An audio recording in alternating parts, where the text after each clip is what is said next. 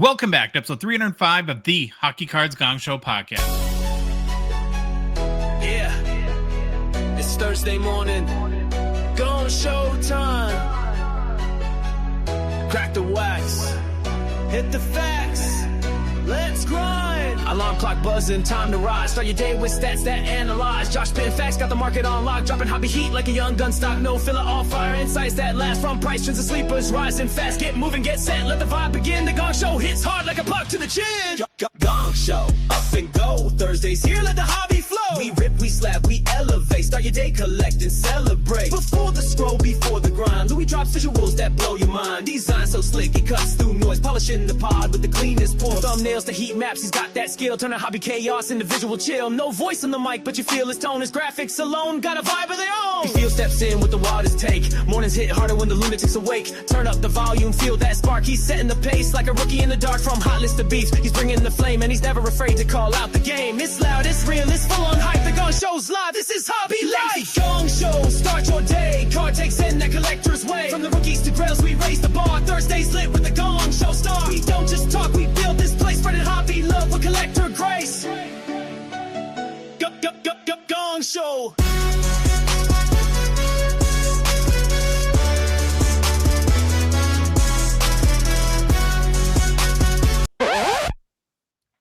Hey, boys.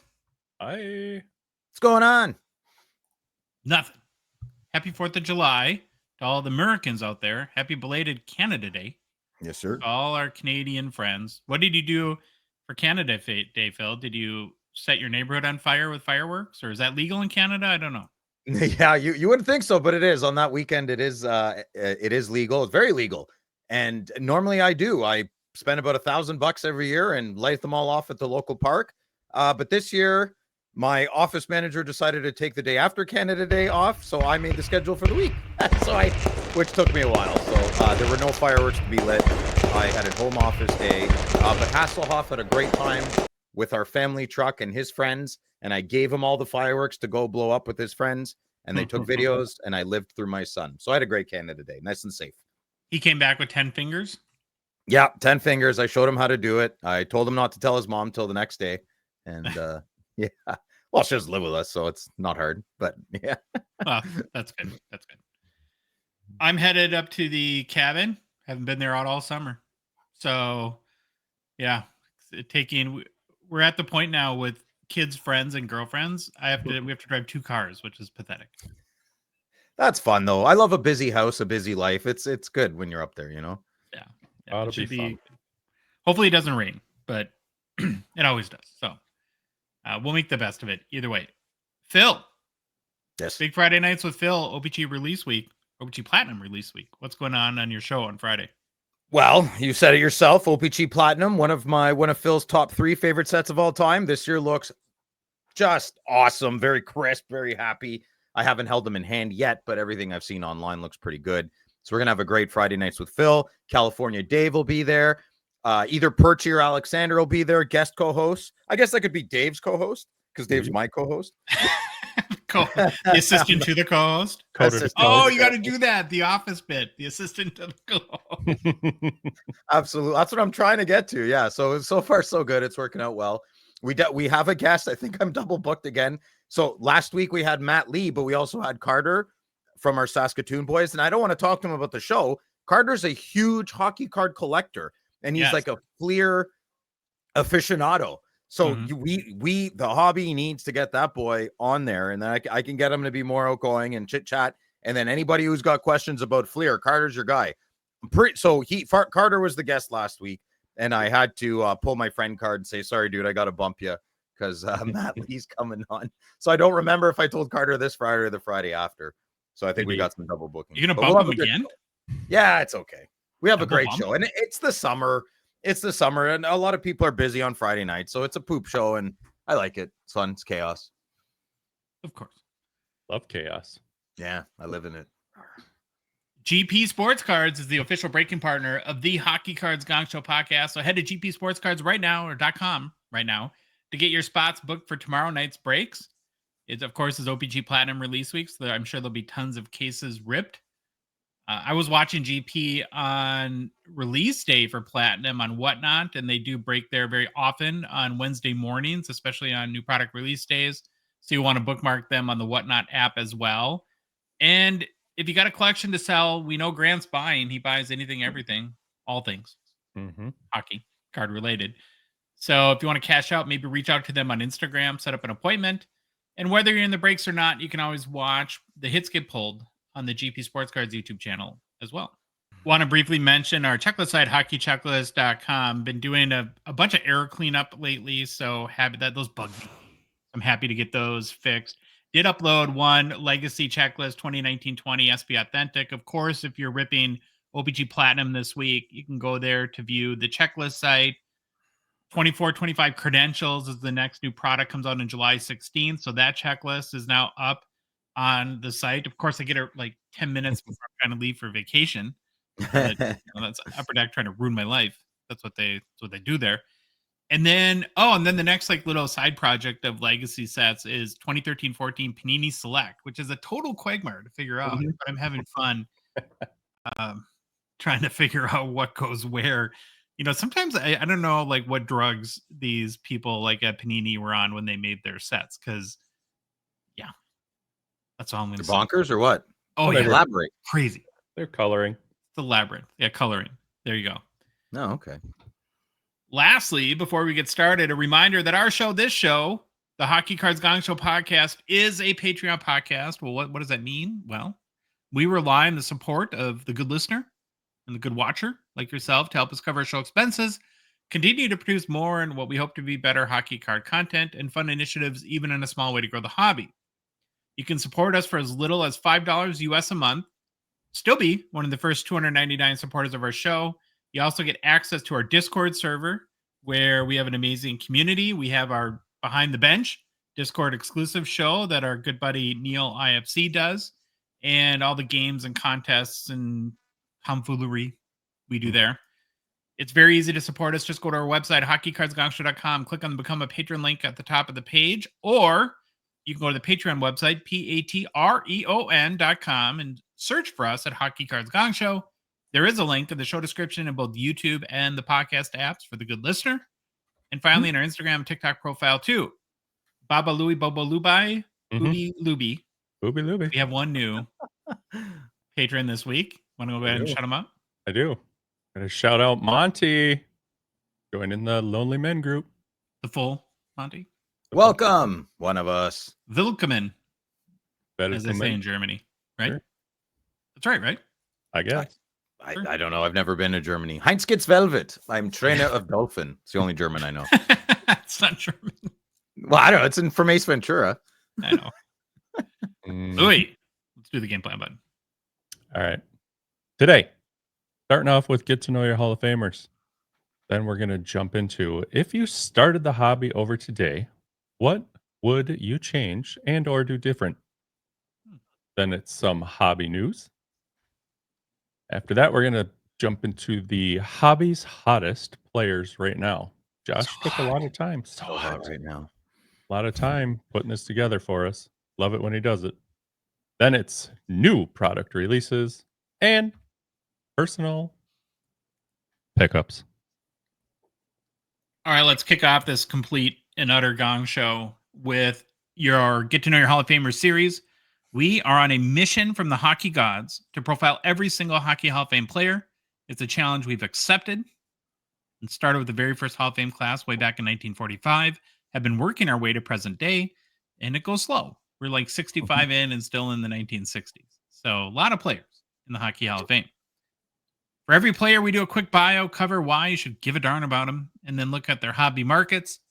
And today's Hockey Hall of Fame player we're going to dig into is Sweeney Schriner. No, sorry, Phil. I didn't say Sydney Sweeney. I saw you perk up for a second. Oh, she's a gem, eh? She's a PSA 10. Hey. There you go. Bless her heart. Hey. Are you guys familiar with Mr. Schriner?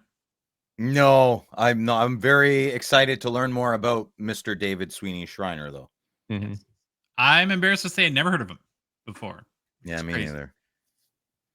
David Sweeney Schriner lived from 1911 until 1990, passing away at the age of 78. He was born in Saratov in the Russian Empire Oh, and passed away in Calgary. It wasn't even the USSR. It was the Russian Empire at the time. Schriner was a pretty big dude for the age. 6 foot, 185 pounds. Played left wing and in a professional career that lasted roughly from 1933 until 1946. Suited up for the New York Americans and the Toronto Maple Leafs. Played 11 total NHL seasons, 484 games, scored 201 goals, added 204 assists for 405 points, 2-time Stanley Cup champion with the Toronto Maple Leafs in 1941-42 and in 1944-45. Following his retirement from hockey in 1946, he went to work in Calgary in the city's oil and gas industry until he ultimately retired from good in 1977. I assume a lot of people in Calgary work in the oil and gas. yeah. Alberta has a lot of fossil old dinosaur bones. Black gold, as they like Well, to say, right? Fossil fuels. I mean, That's a great song. Beverly Hillbillies? Black Gold. Oh, Johnny Cash, Hmm? burning diesel, burning dinosaur bones. That one? Oh, I think we're all saying different things. Yeah, I think we're all singing Pretty different songs. I think we should just stop singing. Go ahead, Josh. Why should you care about Sweeney Schriner? So Schriner, as I mentioned, was born in Russia, and his family immigrated to Calgary when he was an infant. But that made him the first Russian-born player in NHL history. Oh. Yeah. Well, I was trying to figure out. I'm waiting for the big. Scored 19 goals in a game on 1 foot. Like, I'm like, what? So, anyway, go ahead. I think you just said why. Sweeney won the Calder Trophy in his rookie season of 1934-35, scoring 40 points with the New York Americans. He was also a 2-time NHL scoring champion. Did it in back-to-back seasons in 1935-36 and 1936-37.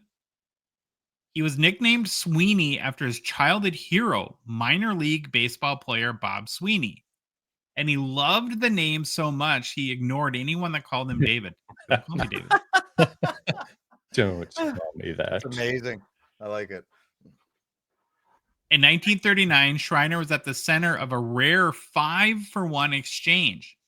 Toronto dealt 5 players, including star Busher Jackson, to the New York Americans in exchange for Schriner, an unprecedented deal at the time. Sweeney was also a hero in the 1942 Stanley Cup Finals. With the Leafs down 3-0 in the finals against Detroit, Toronto received a heartfelt letter from a 14-year-old fan named Doris Klein. Listening to the coach read the note, Schriner stood up and declared, "Don't worry about this one, Skipper. We'll win this one for the little girl." Aw. Did they win? Yeah. Oh, good. He then scored both the tying and winning goal in Game 7, culminating one of the greatest comebacks in NHL history. That's memorable. Yeah. Schriner was known as a hockey Iron Man. Played every game in his first 6 professional seasons, known for reliability and endurance, rare in a rough era where there was little protective equipment. Looking at his hobby market, Sweeney Schreiner's rookie card is in the 1936 O-Pee-Chee Series D set. These were the little cutout ones. Mm-hmm. The PSA 8 that's pictured on YouTube is the high-selling copy, sold for $1,413 US in January of 2019. There's also a Schriner card in the 1937 Worldwide Gum V356 set. The PSA 6 we're looking at right now on YouTube is a high-selling copy, $427 US this past February. It's got kind of like the Herman Munster part there, doesn't he? Yeah, a little bit, eh? Yeah. You can also pick up a Sweeney Schriner in the 1939 O-Pee-Chee V301-1 set, a raw copy we're looking at, sold on YouTube for $51 US in April 2023. And there are a couple other playing day cards or photos or postcards. I mean, it was really weird in the 40s when it came to the hockey card production. Interestingly, though, the highest selling Sweeney Schriner card to date is not a playing days card. It's this 1955 Parkhurst Quaker Oats all-time great. The PSA 7 we're looking at on YouTube sold for $1,500 US in 2024, and that's his highest selling card publicly. Oh wow. Go oatmeal. Go oatmeal. Oatmeal. Do you guys have Quaker Oats in the States? Yep. Yeah. Oh, yeah. Well, that, boys, is your Hockey Hall of Famer, Sweeney Schriner. Good job, Josh. That was good. Never heard of him, and now I know a lot about him. Well, just enough. Just enough to forget about the next 15 Yeah, minutes. I know. Don't ask me any questions. There'll be a test after this. I'm out. How many total players in the Hockey Hall of Fame from the NHL only, though? Do we know? 300 maybe? Ooh. 350? All right. Yeah, it's a bit that will last us a couple years. Longer than Troy's, eh? Yeah. The jersey numbers, yeah. Yeah. We're going to do a thought exercise today, which is scary on this show because we're three complete knuckleheads and thinking is not in our... Yeah, I'd rather not. We try hard not to think. Yeah, we Actually, try hard not to. Mm-hmm. But I thought this was, we're in the summer, right? We got to kind of stretch a little bit, get outside the box. And whether you've been in the hobby for 30 years or 3 months, I think most people probably could find at least one or two ways to objectively critique their own collection. Who picked the pictures? Who do you Who think? do you think? Is that Josh flirting? Yeah. It's definitely not me flirting. I don't know what that is. I'm chewing on something. It's Louis about 3 minutes after an 8-ball. Man. Yeah. I might have already said this, but you're going to hear it again. Yeah. Well, and all three of us, we've evolved our collecting quite a bit over the past year. I think evolution in general is a good thing. And we're pretty much way different collectors than we were even a short time ago, and probably still evolving too. Now, Phil, in particular, you've been public about this in your videos and how your collection continues to evolve from Crosby to OV to not OV to more Crosby to stuff like that. So go watch Phil's videos on YouTube. A little plug for him to learn all about on our channel. Yeah. My videos are our videos. Oh yeah, our videos. Sorry. There you go. So as I was thinking about off-season topics, the notion of what would I do differently or the same if I literally had the ability or opportunity or had to, for whatever reason, start over today completely from scratch, like with 0 cards and money in the bank, no card, you own 0 cards, knowing what I know now, what would I do the same? What would I do differently? So I asked the three of us to kind of go through that thought exercise together, and maybe our journey and the seasons of our hobby experience will help some of you all. We're going to pause now so everyone can throw up because I just used journey and seasons in the same sentence. It's your generation. You can't help it. Mm. So since it was my idea and I roped you guys into this, I guess I'll start. All right. So I do want to say I am happy where I'm at with my PC and where it's evolving to. I mentioned before that about 18 months ago, I was buying all the time and I hated all my cards, which was weird, right? Confusing. Yeah, it is confusing. I was all over the place, and that was the problem. Like spending a lot of money, not really liking my collection overall. So I think I have made progress in that regard.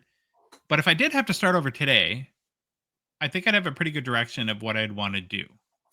So here's what I would do that's the same that I'm doing right now.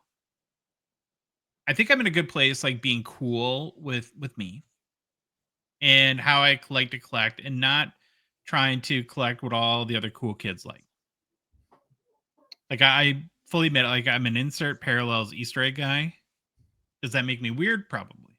What were you buying before that? What you were trying to be cool with the other kids? I don't know. I just see what everyone has and like the way that they would collect. It's like, oh, I need a limited logos, or I need sign of the times. I don't have a sign of the times. Yeah, I don't have a sign of the times. Why does everyone else have all these sign of the times, right? And I do like autos. I like patch autos too. They just don't get my hobby juices flowing like a 2016 O-Pee-Chee. No. So I think finding my lane was key. And then not just finding it, but having the confidence to like stay in it. Mm-hmm. That's a big one. Like That's it a big doesn't like I can see a really awesome patch auto card now, and I don't feel that FOMO for it. I just appreciate it for what it is, and don't feel like I have to go out and grab one now. and you're supportive of others Mhm. who collect what you don't like. Of course. Yeah, That's I mean, I very like important. You're not a you're not, I mean, you're not a snob about it, you know? no, it's not like better. I mean, and I probably the way I like to collect probably is not the financially smartest, right? It's like going everybody wants the patch autos, Yeah. and I just don't happen to collect them. The other thing that I would do the same is I've really honed in on target players. And so I, in general, like collecting the greats, right? So like my guys are Gretzky, Lemieux, Patrick Waugh, Yager, Pavel Bure, Yzerman, right? Those are kind of the legends.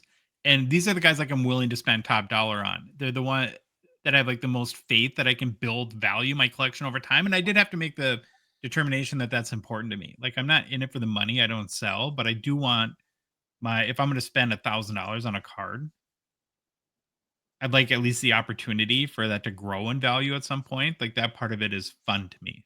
Yeah, rainy day fund. You're right. Like, Yeah. to me, it's a halfer. If I buy this for 1,000, I just hope I can sell it for 500 at any point in the future, and I'm okay with that. Yeah. So I look at it. Well, I just say hope. It's not like I'm counting on it, right? It would just be nice. But the important thing though is that those are the guys where I'm willing to spend the big bucks on. Then I have like my Man Crush Wild PC Kirill Kaprizov, who's and here's a realization I had with him. I'm not willing to spend the big bucks on him. Right. So I want to collect Kaprizov because he's the greatest wild player ever. He's amazing. I love watching him. But I'm not super confident that if I bought a $2,500 cup RPA today, that it's not going to go down in value 10 years from now. What about seismic gold? Would you be interested in something like that? It depends. So it would have to be the right price, because for all the reasons why everyone says why his hobby market is limited, he's too old, plays for the Wild. Will he ever win anything playing for the Wild? That sort of stuff, it comes into play. And I had to like I'm not comfortable like and maybe you are, Phil or Louis, but like if I bought a $2,500 Kaprizov RPA and it was worth $400 10 years from now, Yeah. I mean You'd be that's just upset? not well, I wouldn't be the end of the world, but I feel like that's a distinct possibility with Kaprizov. And so like my mindset is, well, why not just be patient Yeah. and get it at a reasonable price a few years from now? So it's like I still collect them, but I collect cards and I'm comfortable with the investment, if that makes sense. Yes. And then the last thing, like on the player side, is I would severely limit my prospecting, and that's like the biggest mistake I made. Right, is getting, and we're going back to like hating on my cards because I got swept up in the Cole Caulfields and Trevor Zegras and Mason McTavish and Quentin Byfields and Mo Siders and Lucas Raymonds and all the Jason Robertsons, right? Do you have a lot of those cards? I didn't know you bought a bunch of those. Enough, yeah. Enough, eh? Okay. So you might as well just hold on to them at this point, see if anything pans out. Yeah, I don't like. I don't. None of us like to sell. That's our problem. No, I know we're hoarders. So it's like my goal is to prospect as little as possible, and I know that I've like slipped up in my recovery when it comes to Dustin Wolf. Mhm. Come on, it's a goalie. It's different. It's like a different area code. You're not cheating. It's different area code. It's just prospecting is such a crapshoot, right? I just can't help myself with Wolf, and I can't even explain what got me all into that whole bit. But again, if I do prospect, like it's very limited. I'm not spending a lot of money on a card because I know how fraught the road is when it comes to prospecting, right? And so that's a big thing, right? Is who are my players and not getting tempted by like there's like a lot of like Joe Sakic, kind of Eric Lindros, like some of those 90s guys too that were sort of like on the fringe of the core people I like, that it's like Yeah. too often I get it's like, but I really don't want just Yeah. Hockey Cards. It's Why like do my I buy them? all-time future watches. I'm like, I don't know. That set says everything, Phil, about it, but then why am I not like drooling over it? I'm always on the fringe of that one too. We all have our little. Anyone listening has their category. Oh, I know what you mean, Josh. Me and the Ice Premier is so close, but. And then like the last thing that I would continue to do is sort of like the path that I'm on is I have a little bit of an advantage in that there's so much research required to this show, and so lean into that from my collecting is try to find I don't have a 101 Shield budget just to go out and find $10,000 cards I like and buy those every month. And so, but I want cool cards. So how do I find cards that are unique, that are maybe rare, that are a little under the radar and undervalued because of that? Not and again, I'm not saying this like it's like, oh, I'm gonna outfox the fox and find cards that I think will be so valuable one day because they're probably undervalued because nobody knows about them. And You're hunting. I'm sure that you're hunting. That's all you're doing. You're hunting. That's what I call. That's what a card show is. When you see Louis Neal at the $1 box or $5 box or $20 box, you're hunting. You're hunting against other hunters. I think it's savvy. It's smart. So those are the things that I would keep the same. Now, here's what if I could start over again today, here's what I would do differently. The first one, I so desperately want to do, and I don't think I'll ever achieve it. I want to focus more on quality over quantity. The problem is I like having mail day every day. You that's like a part of some silly cards. You like some silly cards. You're not gonna. You can have a healthy balance of both. Yeah, you can. But I thought it's like, what am I happier with over the long haul? 5 $20 cards or one $100 card, right? Just to use random numbers as an example. Sure. Yeah. I'd probably be happier in the long run having 4 less mail days and 1 a little bit better card. Given that, and I'm mail days trying to work fun, on myself in that regard. Got to work for you, Josh. I know, but I don't even know what I want. So, and then, again, continue to hone in on what are like my cards. You mentioned I'm a huge experimenter. Like I find a card that's interesting. I'm like, oh, I'll get 3 and see if I like them.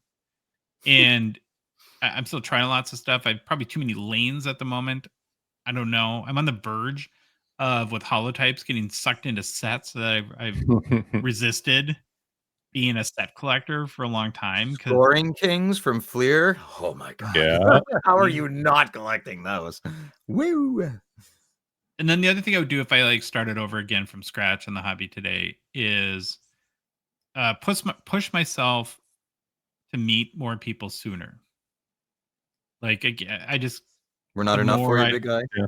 All right. No, we're but not enough for you. Trade. I am a very introverted person, and so you're not that introverted. I am a little bit on first impressions. Yeah, on first glance, you're the one who came up to me and said hi. That's very rare. That's how alluring me to do something like that. Like the amount of people I've introduced myself to in the last 5 years is probably on one hand, and you're one of them. Are you serious? That's hilarious. Yeah, I mean that's way in the scary place for me. Jenny's outgoing. Your wife, super outgoing, but that's the whole opposite.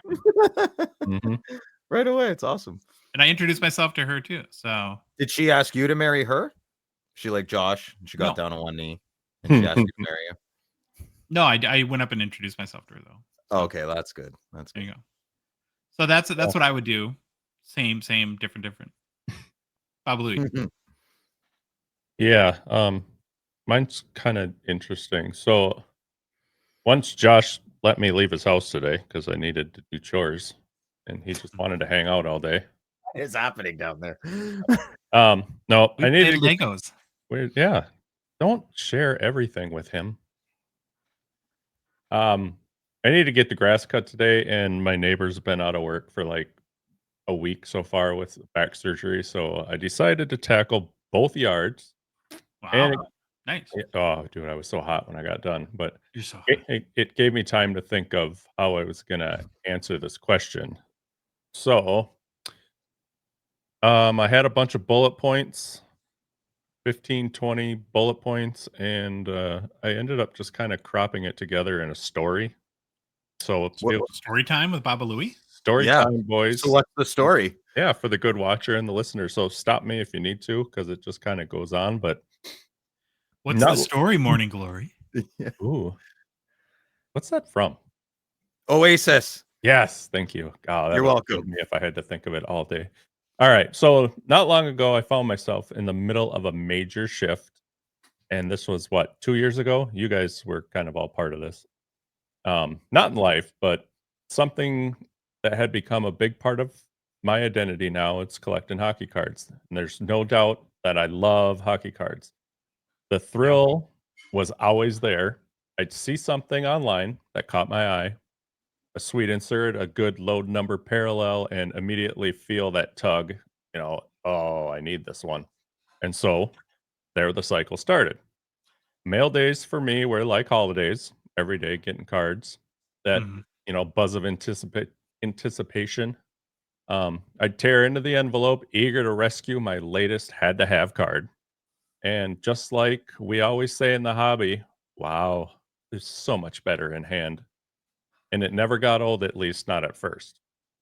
I still open the package while I'm walking from the mailbox in the house. Now, Phil, you're weird What? and you like That's keep your mail crazy. closed for weeks on end. This is just But from today. It's just from today. I have no. Oh, you're on another break from buying cards, I see. Well, I'm trying to finish my video. Careful, you better be nice to me, or I'll re-edit my video. Sorry, Louis. Go ahead. No, that's all right. Josh, you done? I'm never done, but Oh, okay. pause So- for now. So, anyways, the card would sit out on my desk for a few days, and I'd admire it. Maybe snap a photo, maybe share it, and then it was time to move it to its happy place in a box or a binder or a drawer, somewhere safe, stored, out of sight. And before long, I'd end up right back on the computer, online, scouring listings, only to repeat the process: buy, mail day, admire, store, repeat. So it went on like that for a while, but eventually I did hit a wall, and I realized I actually wasn't connected to most of these cards anymore. Getting them gave me a rush, but no long-lasting joy. I hadn't pulled them out in months, couldn't even remember why I bought some of them. So I started to wonder, what was the point? So I had to make a change. So I had a talk with myself. I said, How self, did that go? well, I said to myself, I need to stop and reevaluate what collecting means to me. Was I chasing cards or chasing meaning? So I made a move and sold off 90% of my collection. What stayed The were the van right at the expo. Is that when you? Sylvan a bunch, and then I had another guy over here and bought just the rest of all my inserts and all my base cards. He was a whatnot seller, so he wanted all that Mhm. stuff. So, what ended up staying were just the cards that actually mattered to me, were my Madanos, my Brodeurs, and anything Minnesota hockey related, Wild North Stars. These weren't just cardboard to me. They represented a love for the game and where I was from. It felt better. I felt more focused. And for a while, I was back to enjoying the hobby in a way that felt real again. Now, Yeah. but even then, the itch to expand returned. I added a new player to my collecting scope, and it felt good for a while until I noticed the pattern creeping back in. Hmm. I was accumulating again, not connecting with all these cards. So some cards were incredible. Some others felt like filler, I guess, Mhm. common stuff almost as soon as they arrived. And that led me to my third and kind of final shift in this whole process. This time, I didn't purge, but I refined how I was doing things. I stopped chasing everything that started looking for cards that truly resonated with how I decided now I wanted to collect. I'd look for numbered stuff, oddball items, patches, autos, the ones that felt special to me. I don't collect for future value. I'm collecting for myself. Yeah. If they gain value, cool. But My goal is to build something, and I think I'm on the right path that brings me joy even 5, 10, 20 years from now. I just don't want to be left with, you know, a stack of boxes and binders, but have these cards be a stack of memories, if you will. Can I give you an observation Sure. and I kind of want to do some of this myself too, but I think like one of the coolest things you've done is that Madonna frame where you had like a very Ooh. specific goal and you've Yeah. put and it was like it's like a completed project, and like what you're very good at, like people can see in the background is, and not even like over your bar, like you're very good at like making decorations, like hockey decorations, like frames and stuff like that.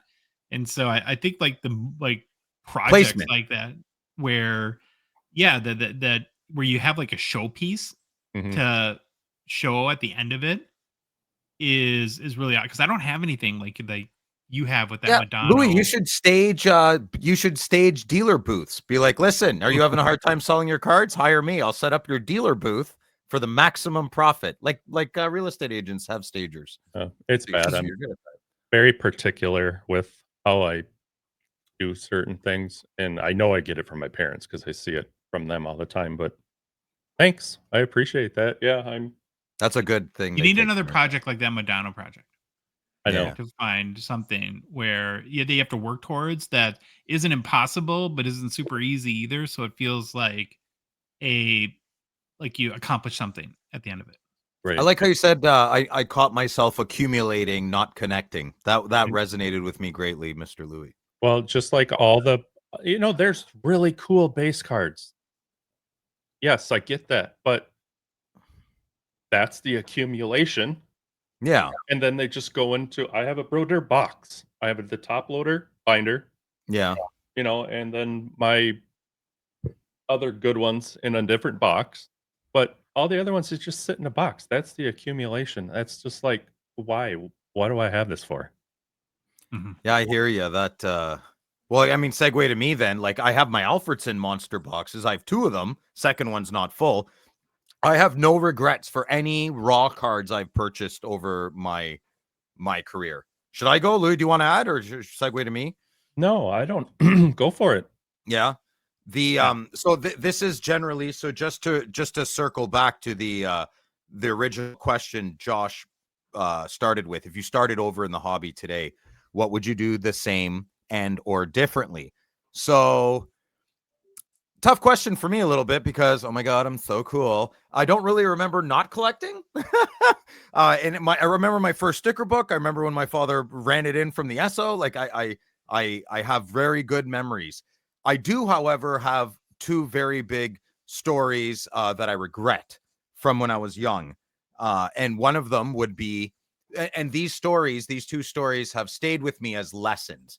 So when I was about 13, 14 years old, I was collecting, trading with my friends. We even had a trader lunch hour every Friday at my elementary school. I had a really good collection of hockey and baseball. Well, I was becoming a huge Brett Hull fan, and the local card store was run by a couple of kids in their 20s. And I traded my whole collection, every single hockey card I owned, for a Brett Hull rookie card. And when I got home, I unscrewed it out of the screw-in, and it was creased badly. Buyer beware. So I went back crying. I was crying. I'm crying in both my stories. And the guy would not trade me back my cards. He took me, right? So I went home. I cried. My mom, what are you crying for? My dad went to the shop. The guy's mom gone. Anyway, long story short, I kept the Brett Hull, right? I kept the Brett Hull. So I vowed never to collect hockey cards again. Well, that didn't last. I don't remember how I got back into it, but I will never do that again. And that was a very terrible lesson I learned quickly. The second story would be a little Hasselhoff was about 2 or 3 years old, and money was a little tight at this time. And one of the nicest hockey cards I could bring in the money for me was an Erik Karlsson RPA Cup card. I sold it for $350 in the Nortel parking lot in Ottawa. Rest in peace, Nortel. And and I didn't cry, but I teared up, and I think maybe it was the moment of like, oh my God, how did I let things get to this point? I'm selling like my favorite So I learned a bigger life lesson than hobby lesson, I guess. Don't buy things that maybe you shouldn't be buying.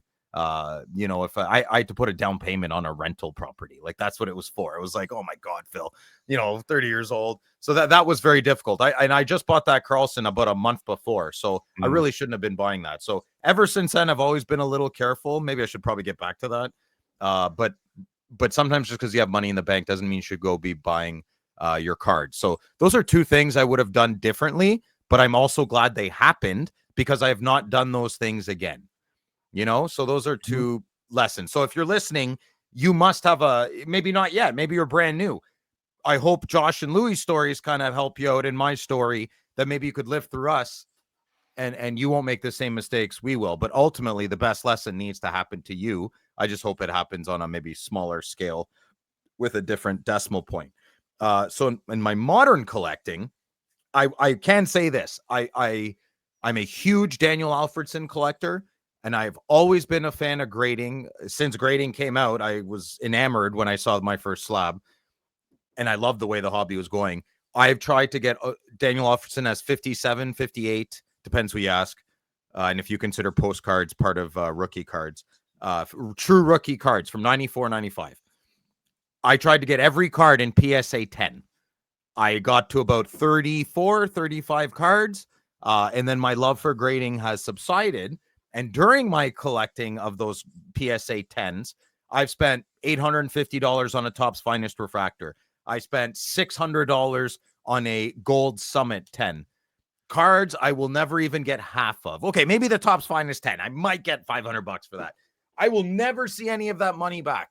And I swear to the flying spaghetti monster that we all believe in, I have cards, and I knew this. The point of this story is don't lie to yourself. You know, when you're like, think back when you were dating and you're like, oh my gosh, she's so hot, but you know it's not going to work, but you lie to yourself to keep it going because certain parts of that relationship are great. You know it's not the one, but you pretend and you lie to yourself. That's what I was doing with my slabs. I had Alfredson raw cards that were superior condition than PSA 10s. That not the Topps Finest. I have two Alfredson PSA 10s that shouldn't even be 8s. I have no idea how they got 10s. No clue. Zero idea. And I'm looking at my raw that I bought for like $30. And here I am spending $350 on the slab. And that was me. So that is a big regret. And I made multiple of those mistakes. So I wish I could have done that differently, because I could have done that just once and learned my lesson. But I kept doing it. And I lied to myself. So be honest to yourself. Don't blame the other thing. I took full accountability for that. I'm the ding dong. Nobody else. And then the second thing, modern thing I would do, it's not that catastrophic in consequence, is don't be a slave to the checklist. I heard Jeremy Lee say that over and over and over, and it just resonated more and more and more. And what did I do last year? I was a slave to the Parkhurst Champions checklist 2 years ago. And I wasn't listening to my own rules, but I had fun doing it, but it cost thousands of dollars, and I'm still not done. It cost me thousands of dollars. That, I'll be honest with the hobby, things aren't the best right now. So, I kind of wish I had some of that back. But those are my biggest, I wish I did differently now. And overall, I love my hobby experience, even with all the mistakes I just mentioned. I really don't have true regrets. I don't have a card that I sold in my entire life that I'm like, oh my God, I wish I could get that back. I don't have one. I'm very proud of my hobby. It's been the safest and most fun thing in my life. So nice. I don't have true regrets that way. And I believe that we all should evolve in our journey. And Louis, Josh, and Phil, we just shared ours. Please share yours in the comments. Josh will respond to all of them. And that's there's only one way to evolve in what I like to call the easiest, hardest hobby ever, if that makes sense. You have to go out there and do it your way and figure out if your way is working for you or not. I thought, like I said, I thought I needed everything, but then I was just stuck with a bunch of stuff that I didn't care about. So it has to be objective, though. Like, I have no problems. If someone says, listen, I really don't care about hockey cards, I just want to make money, I'll be like, cool, my name's Phil. Nice to meet you. They're open. They're honest. They're not BSing you. I meet too many people who who just have a favorite team and they collect all their cards. Then you talk to them about their team. They don't even know a player. It's like, okay, well, you're trying to hustle a little bit. Just be honest with that. I call that you're a buyer seller, right? I don't mind with that. I need authenticity. We need dealers. We need Sylvain doesn't collect hockey cards. He sells hockey cards. We need Sylvains. We need people to buy breaks. Yeah, we need they people keep to the buy hobby moving. They keep the boxes yeah, opening. exactly. So just because I hobby my way, I have no shade on anyone else. None whatsoever. I only collect PSA 10s. Good for you. Come to dinner. Let's shoot the poop. Don't throw shade on anyone, right? I don't like chameleons and I don't like bad actors. You do you. Yeah. And how you want to hobby. You hobby your way. Isn't that Josh or one of you? Yeah. And if that's buying and selling, I want people to know that's okay. There's nothing wrong with buying and selling. Everybody does it. If that is your objective, own it. Own the objective. I have a problem with the greed though, right? I flipped this for a 4X. What's the matter with you? You know, I that's the part I hate. I hate the greed part of it. That's why I love Grant. I love minting. Johnny's not out there to rip Where's the anybody off. line between greed and not greed, though? That's where I struggle with the whole concept of greed, because Where is the line? I don't know. I don't know. I like a 2X on my profits too, but you know, like I don't want to tell. That's greedy. Yeah. I like 5X on my profits too, but I don't do so. I base it on my business. If I did $1,000 hedge trimming job and it took us 4 hours, you know, I'm giving $200 back. I do it all the time, but I'm playing chess because I want them to call me next year. I want them to tell their neighbors. I want them. So yes, there's a bit of generosity in there and it's a bit of gamesmanship at the same time. I don't mind if someone has that in our hobby. And I'm just asking, I'm not challenging, just because I'm curious. Let's say you're at you're at the National, you're in America. Yeah, I will be. Bill's in America. And somebody who doesn't really know much about hockey has a $1 box, and you find a Gretzky Blast from the Past refractor for $1. Thank you. So you scoop that back up and then you sell it. Now, do you sell it for $2? Not to be greedy.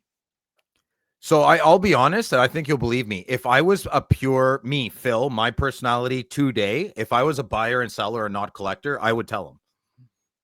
I would tell him. I would. That's me, man. I absolutely would. That's good. I mean, that's very honorable. Yeah. That you would. 100%. As a collector, I'd say, look, dude, this is like a $1,500 card. You screwed up. Here's $200. And I would probably give him $200 and take the dollar card. Yeah. Yeah. My word. And my word. Yeah. What do you think you guys have wasted the most money on? Women. Yeah. Ours. Yeah. Not hockey hobby. Mom. Ding-dongs. Oh, you know, what is the thing? If it's got teaser tires, yeah. So I'll tell you what it's not. It's not Shane Pinto Young Guns, and I know you want to say that. It's not. No. I got a very good dollar cost average on that. My Alfredson slabs, 100%, thousands and thousands and thousands of dollars. Because that was ego buying. I wanted to be the best, the snobbiest, like, yeah, nice Alfredson collection. I have all the slabs and 10s, you know? Ugh, I hate that, Phil. But you don't have like your whole Parkhurst experience, as much fun as you had. Could you have bought a $7,000 card with what you've spent? I'm just making numbers up. You don't have to. I'm probably close to but I'm saying, do you ever look back at stuff like that and be like, no, the experience? I love my experiences. I don't have that. I don't. If I did that with breaks, yeah, because that's a different experience. I love breaks. I love being in the chat with the breaks. I love being silly. You know, I love being goofy in the sandbox with the other boys. But opening cards at home is that's yoga for me. It just is. It scratches all the itch. I'm calm. Play classical music in the back. I love it. I absolutely love it. It's a religious experience for me, man. Opening cards at home, and I think it is for a lot of people listening too. It really is. I know it is for Louis. I know it is for you, Josh. That's why I don't always like opening boxes all the time with everybody. I was like, what you got? Everyone's hovering, and you know, it's like I like that too. But I love being at home by myself. Well, when I did the pack opening videos every day for like a year and a half, it got, you know, and you're just opening every pack on a camera. Yeah. There was a few times where I'm like, I just want to open this box by myself.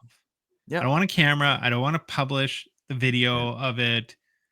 Because it's hard to, you know, when you got like a camera in front of your face and you're trying to like look around it, or making sure that there's no glare, or that it's focused. Added you work. You just don't enjoy it. I mean, it's more like a job. at that point. Louis, is there any thing that, or any one lane or kind of period where you feel like you wasted a lot of money?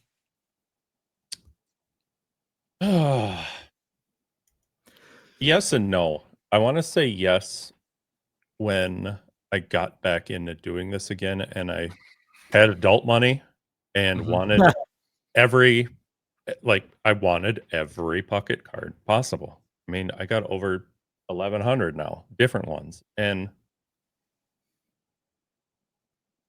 I wouldn't have known without doing it, but I wish I wouldn't have gone after some of the stupid stuff, but just to say I could check. Like what? Like say it. What? Like what though? A specific pocket card that I really didn't need, but I needed because I didn't have it. Yeah, there it is. Got it out of them. Yeah, like some dumb like Fruit Loops like insert or something like that. That you're like, this is a bazooka card or some, all that weird stuff.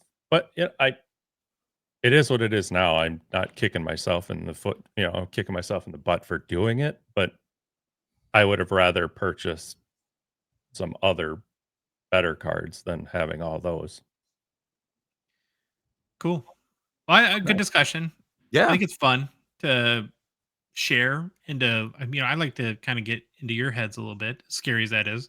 Feel like I like to get like a quarter of an inch deep in your head. I don't think I want to go. Yeah, I don't know what's going on up there, man. You want to be careful. Any further than that. And like you said, I want to hear from everyone else, whether you're in Discord.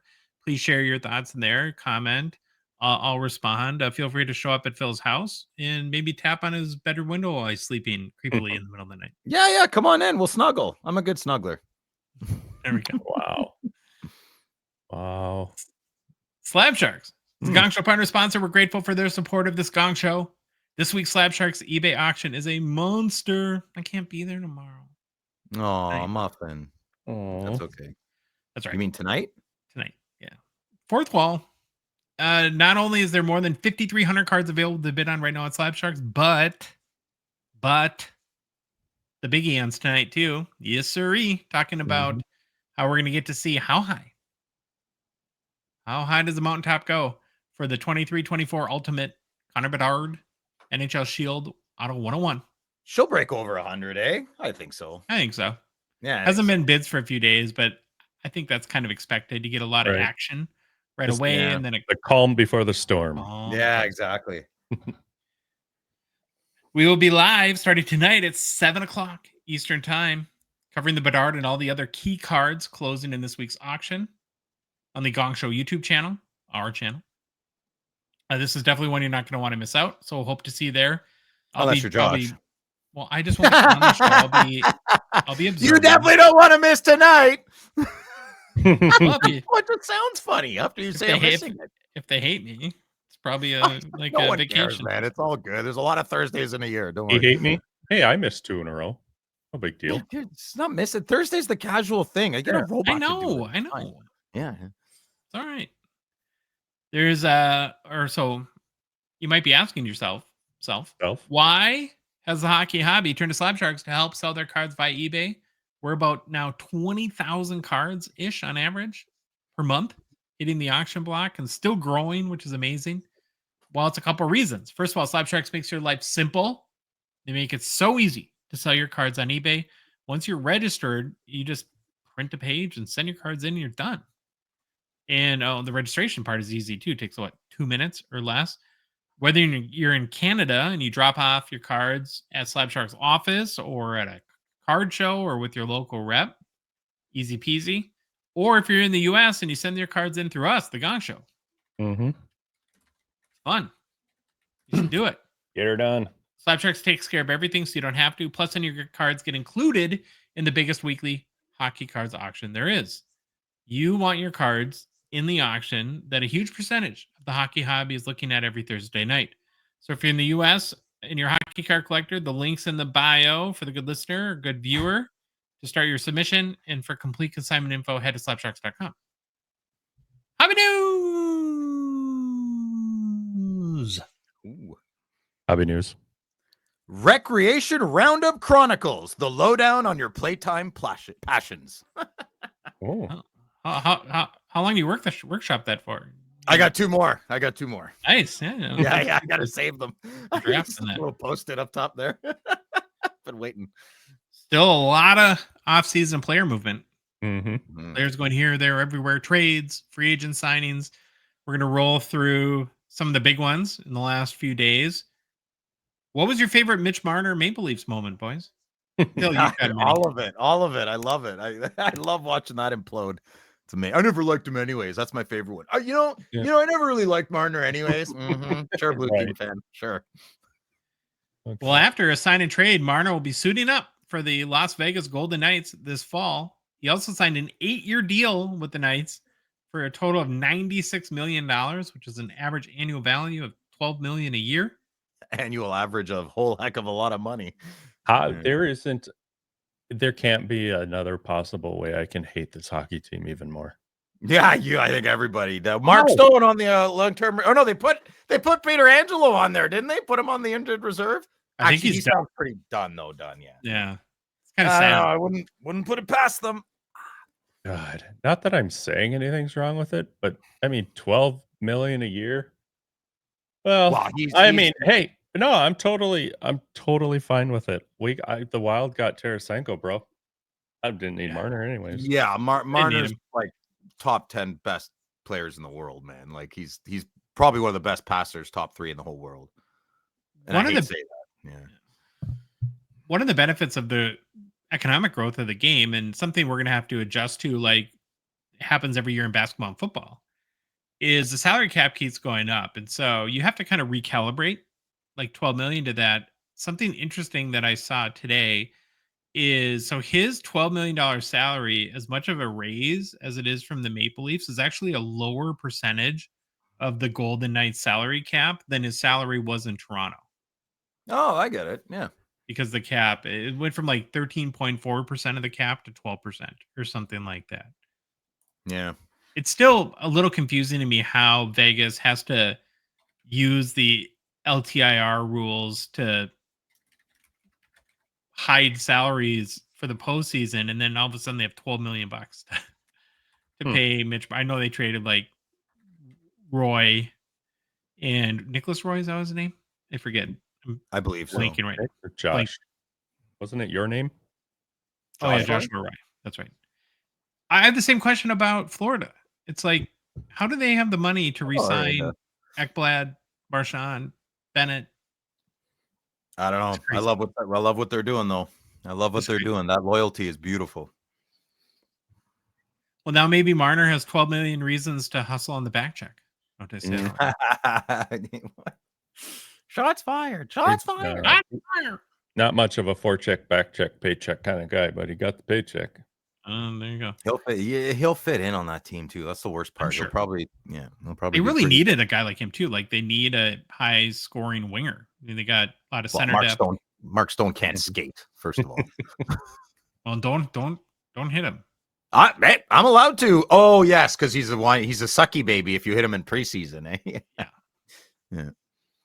And again, you can call me like bitter but the way he talked about that player was one of the more pathetic things I've ever seen. Where he Mark said, Stone, we're talking about, yeah. Mm-hmm. Yeah. Where he said, wasn't it something to the effect of, I don't know why guys hit like that's him in the preseason. It's the only games he'll ever play in this league anyway. Yeah. He just hit him hard. Like, no, not great. Well, like I said, Marner is a huge addition to the Knights. The biggest probably acquisition prize this offseason in the NHL. Well, how much does this elevate now the Golden Knights' chances in the Western Conference, guys? A good amount. Mm-hmm. You think they're the team to beat now, the front runner? No. They're after last time, like look at Tampa. They crap the bed every playoffs, and they're, oh my god, Tampa looks unstoppable. There's one thing the playoffs this year have taught me: regular season. We all fall victim to it. It means squat, right. Nothing. Yeah.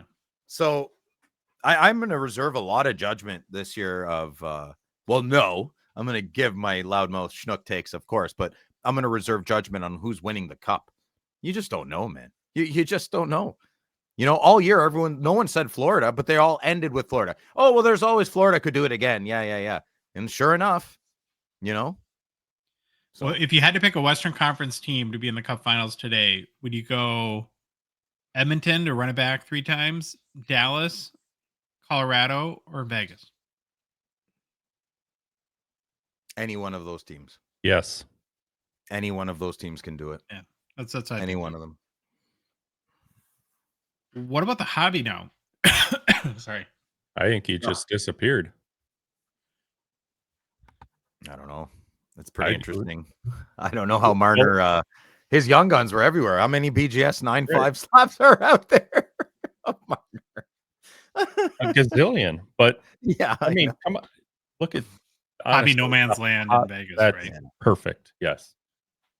Took the words right out of my mouth, buddy. well, there are a whole heck of a lot of Marner cards in Toronto. Yeah, maybe they'll still collect them because they like them. And I guess where I'm coming from in that regard is if a Jack Eichel card is worth nothing, how is a Marner card going to be worth anything in Vegas? Right, I still think Eichel's a better player overall. The more success Marner has in Vegas, the less his Toronto Maple Leaf cards will count, right? Because it'll just leave a bad taste in everybody's mouth, except me. Super happy. I haven't had my finger on the pulse of because part of we're in the U.S., but yeah, what's in your very objective perspective, Phil? What's been the overall sentiment of blue team fans? Are they doing the "we never liked him anyways" thing? Hatui on you, Marner. There's not a lot of love for the young lad there. I'm not in that realm. I'm in Little Toronto beside it. So I just notice everything on social media. I laugh at everyone. A lot of the Twitter accounts that said they never liked him anyways. I will give credit to some people though. Some people called it a couple years ago that he should have been traded 2 years ago. And a lot of people got roasted online saying, oh my God, you can't trade the core, Marner, blah, blah, blah. They should have traded him a couple of years ago, clearly. Right. So they had to do something different. I mentioned this on our last show. Yeah, a little late. You can't run it back again with that team. You can't. They kept running it back for what, 6 years since Matthews came in the league. Right. Good call. Right. Mitch Marner's a 2016 Young Guns PSA 10 pop, 1,613, 58% gem rate. Last sold for $202 on June 29th. Down 4% in the past 2 weeks, down 29% in the past 3 months. Well, there's an indication for you. With the biggest free agent signing or sign and trade, whatever they do now. You would think, if it was a robust hobby market, had they traded him to Montreal, people would be buying him like crazy. That wouldn't have, No. Toronto, Ottawa, and Montreal don't trade within each other. I understand. Not normally anyway, unless you're Paradorian. I'm just saying. Well, I had to say what I have to say too. Not always. Try something new. 52-week low, 140. 52-week high, 333. That's the funniest thing you've said in 3 years that I've known you, Louis. That's awesome. Good timing, appropriate, quick. It was good. Well, one Maple Leaf leaves, another staying put. The Leafs have locked up former Golden Gopher, row the boat, Scotty Mon, go Gophers, Matthew Knies, 22-year-old, signed a 6-year extension, averages $7.75 million per season. Last year, Knies played 78 games, scored 29 goals, added 58 points while averaging 1830 time on ice, and became the only Leafs player ever to score at least 29 goals and have 180 hits in a single season. Nice. I like him. Big fan of him. Yeah. Great. Well, with Mitchie Marner out the door, does this make Knies, now the part of the big three in the Toronto hobby? I don't know about that. We'll see. We'll see how much of a study he is.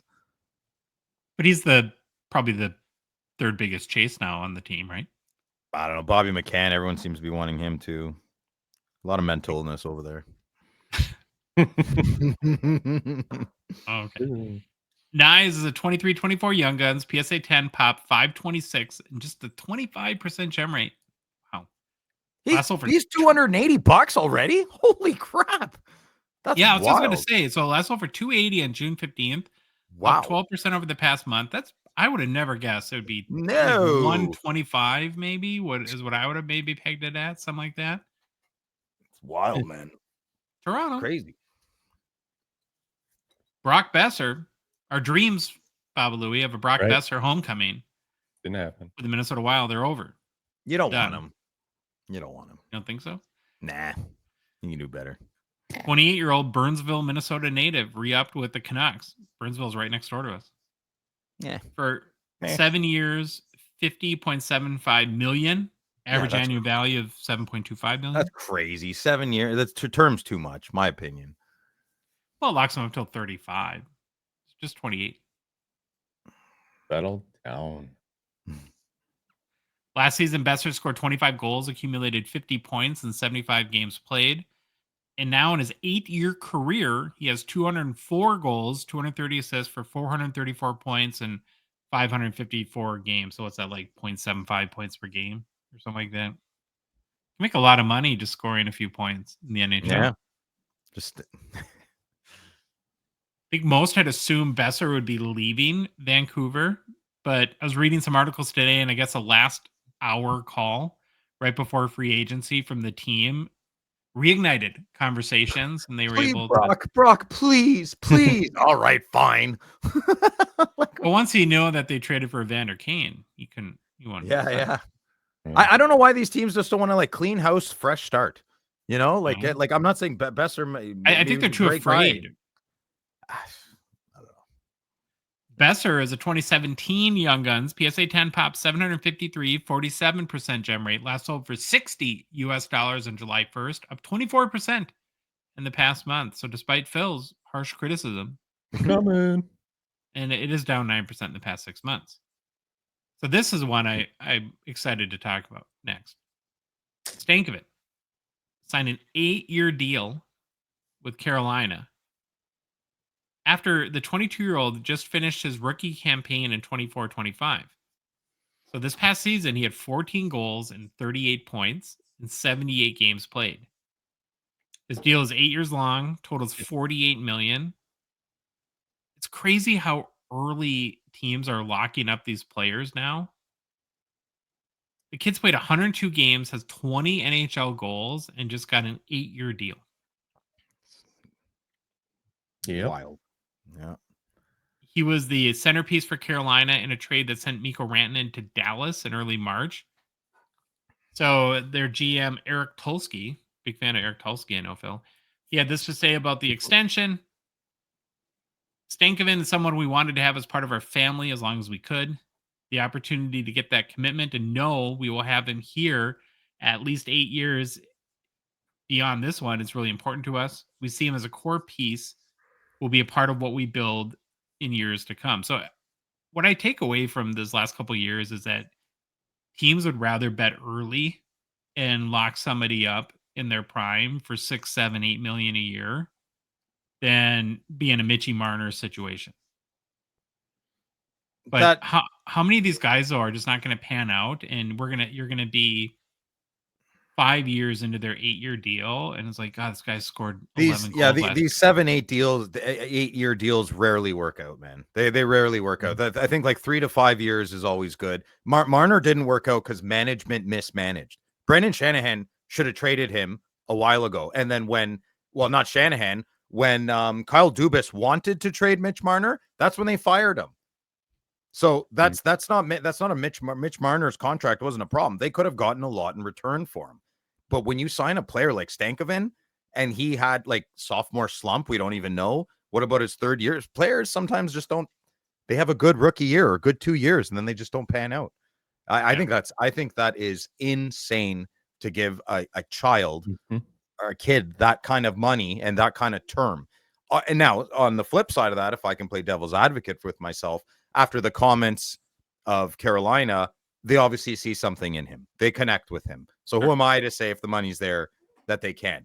But you can't. To predict the 7-year future is ludicrous to me. That's how GMs get in trouble. And this conversation I don't think has anything to do with Stankovic as a player, because he can have all the upside in the world, but to give a placeholder for the situation, a kid with 20 goals. Ever an 8-year contract. I mean, imagine going back like to the 80s or 90s and telling a player that in the year 2025, a kid's going to have 20 goals in his career and get an 8-year deal. Mm-hmm. What is that? What's the AAV on that? 6. So like JJ Peterka, he signed a 5-year deal and he was at like what, 7? He signed a 5 years, 7-7, 8-8, 7-7, Yeah. I think. That's a lot of money for JJ Peterka, but that's a good, like, I think 5 years is much more reasonable. JJ Peterka's got a couple, an extra year, if not 2, a little more established. We know he's skilled. Even that, when I heard the Peterka deal, I was like, I get it. And then I heard the Stankoven. I'm like, oh my God, like, that's just too much. It's too much. 2 issues. This game of hockey, it's so hard to know who's going to pan out and who's not going to. Now, the other side of that is we're fighting the same deal here with the Wild, because I just heard, I think it was yesterday, that Rossi's got a couple more years under him than Logan does, but Rossi's looking for the same thing. I think a lot of these players are looking for the long deal, want to stay in one place. Oh, you're set for life. Why wouldn't you? If I'm a player, I want my 8 years, 50 million, and then everything's gravy financially beyond that point. Why wouldn't they? Sponsorships, bonuses, playoffs. Yeah. That's what Rossi's looking for. He wants 8. Yeah, it's like, do you really want to give? He wants 8 million or 8 years 8 or years. both? 8 years. I don't remember the number. Almost Boldy numbers, I think, is what he wants. Who's the kid that's gonna not want that and be more confident and say, like with the cap going up every year, 8 years from now, like 6 million is gonna be nothing. And if you're scoring 70 goals, or well, that's 70, 40 goals, and you're making 6 million a year, where that's like a 4th line wing rate, Well, or a Shane Wright press box kind of pay rate, then you're going to be, or maybe the hockey players will kind of do the basketball thing and they'll play it both ways. They'll just kind of refuse to come until they get a new contract. Well, remember Jeremy Swayman? He held out. He played one good year. No, Yeah. I want 8. He said, what did he say? 8 million minimum long term. He got his 8.8. He got more than 8 million. I don't remember how much more. It was not fantastic this year. Yeah, what a great year you had last year, Jeremy. This next one kind of gets me a little bit too. So sticking with the Hurricanes, I don't know if you guys saw this, but Are you not Keandre going to Miller. talk about Noah Dobson at all? You're bringing all these other players. No We did Montreal. last show. We talked about Dobson's big fat contract. Yeah. All right. Well, I forget. Oh well. Before Okay, you go move ahead. on, before you move on to the next Carolina thing, though, Josh Pugh. Oh yeah. Sorry. Stankoven is a 2024 Young Guns PSA 10. Is rookies this year card.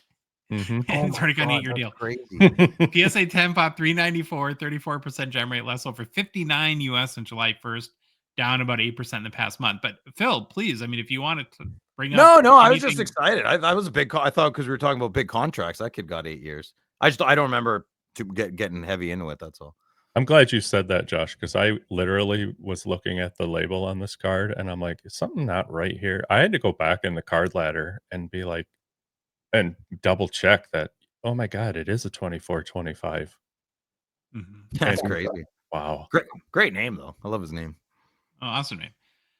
So the next one, we're sticking with the Hurricanes. Keandre Miller is going to Carolina as well. The 25-year-old defenseman was involved in another one of these sign and trade. He was a restricted free agent between the Rangers and Carolina. And as part of the deal, Miller signed an 8-year, $60 million deal with an average annual value of $7.5 million.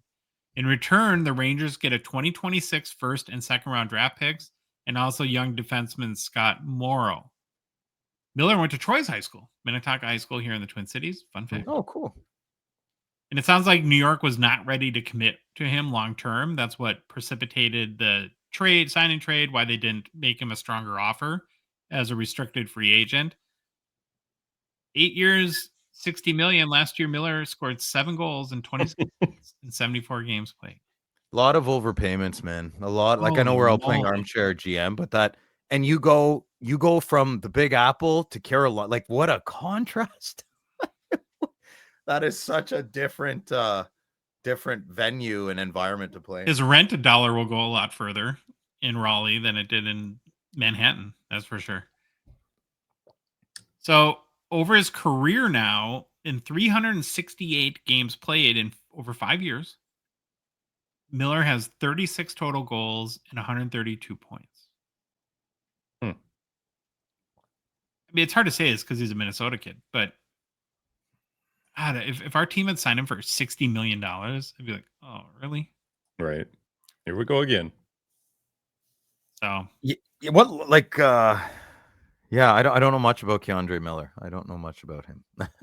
I think he's a good player, right? I mean, again, when you're critiquing a salary, you have to look at, what's the percentage of the cap and versus Maybe they just didn't want to have two Millers on the team. maybe. Yeah, that's honestly. I don't know. JT. All these numbers just blow me out of the water and stuff. That's why I think, Bill, you said it on the last episode too. You just kind of stay out of the business part of the game and enjoy the game. As a man, it just makes my eyebrows twitch. Fair enough.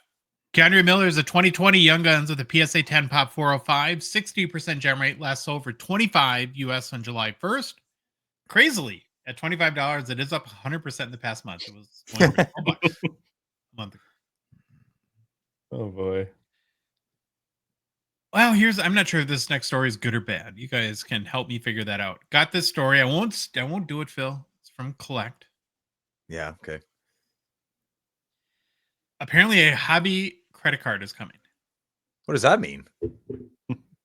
I don't know. Well, I'll get to it in a second. This is the part you're supposed to explain what it means. Really? Yeah, I was really. wondering what I was supposed to do. Thanks. Well, there's an entrepreneur named Frank Sarafa is launching what's called the Collector's Card. It's a credit card that will offer a 2% cash back plus other awards that are tied in with large hobby marketplaces and companies like CGC, eBay, maybe PSA, etc. So now you can basically earn points to use at your favorite hobby companies as you make your purchases in everyday life and on eBay and wherever else you buy stuff. So, and also to tie into the hobby theme, the first 5,000 members are going to receive a card that's serial numbered. Yes. So your credit card cool. will now be. What's the over under on someone's getting the card graded? I bet the over on that for sure. Trying to swipe it when it's in its PSA slam. I guess more hobby entrepreneurship and innovation. Are either you guys going to go get your hobby credit card? No, credit cards are from the devil. I have no credit. Okay. No, sir. Cash is king. I mean, if you use them responsibly, you can get a lot of points, and it's a good thing. So, I think the net positive of credit cards is evil. Yeah, sure. There are some perks, absolutely, but overall, no. I got my first credit card, and the next year, I got every week. I got a new offer from a new credit card to get more credit card, and I'm just like, they want you to do this. Not a fan. When I see through you, Equifax. When I was at the university, it was the heyday of like predatory credit card offers. So they would have people every day at like tables all across the University of Minnesota, and crazy things like the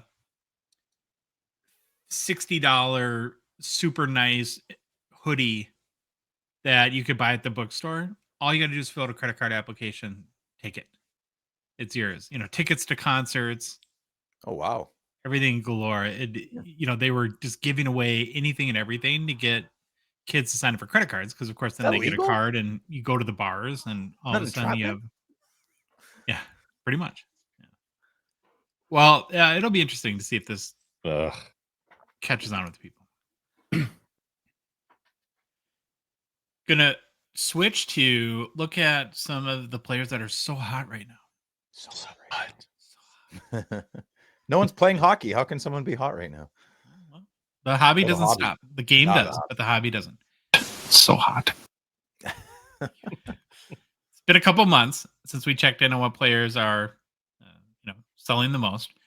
So I went back and tabulated for the month of June, and we're going to look at the top 25 hockey players with the most cards sold last month.